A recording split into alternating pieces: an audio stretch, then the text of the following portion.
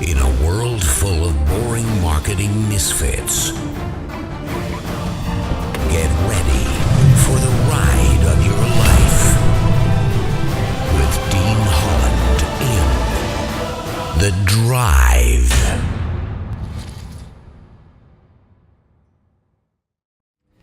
Good morning and welcome to another episode of The Drive. It's Dean Holland here, and you probably can't see this on the camera, but it is a rainy, wet day here in the UK. Miserable. This is our summer. Welcome to the UK. So, I'm a little bit later than normal going to the office. It's just past 9 a.m. But we was actually at the office till probably like, I don't know, midnight, just after 12:30 a.m. I did a drive the other day talking about having to do what you've got to do, and at the moment we've got so much happening, so much going on, that I had to fit some stuff in late on, and ultimately, like I said the other day, it comes down to doing what you've got to do. So last night we actually had a podcast scheduled, but we actually rearranged that. But an hour after that, at 11 p.m. UK time, which we do these webinars sometimes to fit in with the US market. So it's 6 p.m. Eastern. And so we did a webinar last night, had a bunch of people on there, and managed to get some new customers into one of our products, which is awesome. I love seeing people take action. Oh my gosh, I don't know if the microphone on the camera is picking up on this, but it is raining hard.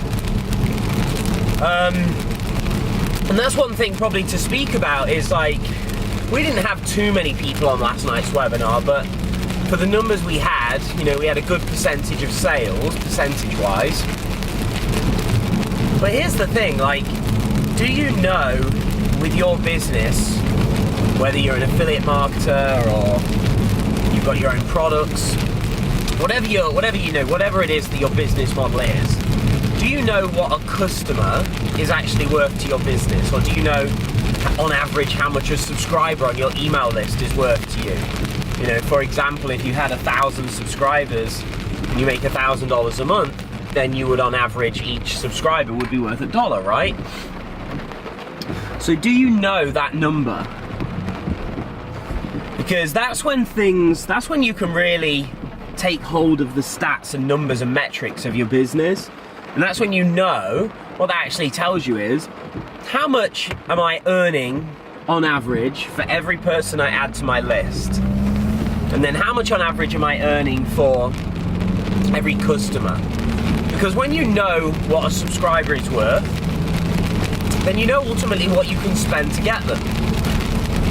Now, as a whole, for most people, that's never been a simple metric to work out, but in its most simplistic form, just look at how many people on your list and how much you made that month. So last month, if you had 10,000 subscribers and made $5,000, a subscriber would be worth 50 cents, right? And then just keep a gauge on that every month in your business. Perhaps just have a spreadsheet, and you keep it written down just on a monthly basis. How much did I generate last month? How many subscribers were on my list? And just keep a record of that. And you'll start to hopefully see. Now, one of the things that happened with me if I go back to when I first started building my list,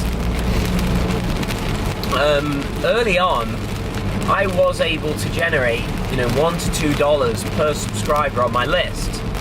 And so as my email list grew, my first 500 subscribers, I was making anywhere from $500 to $1,000 by sending email promotions as an affiliate marketer, because I didn't have my own products at that stage.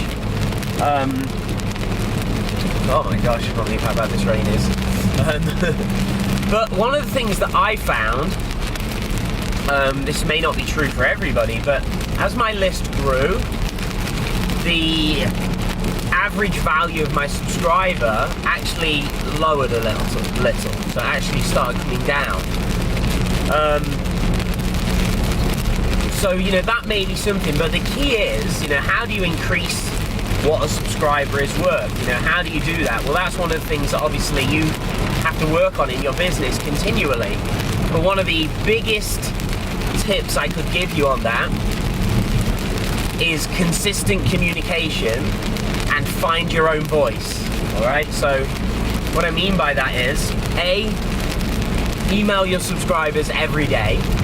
You know, it's particularly important because they'll forget who you are.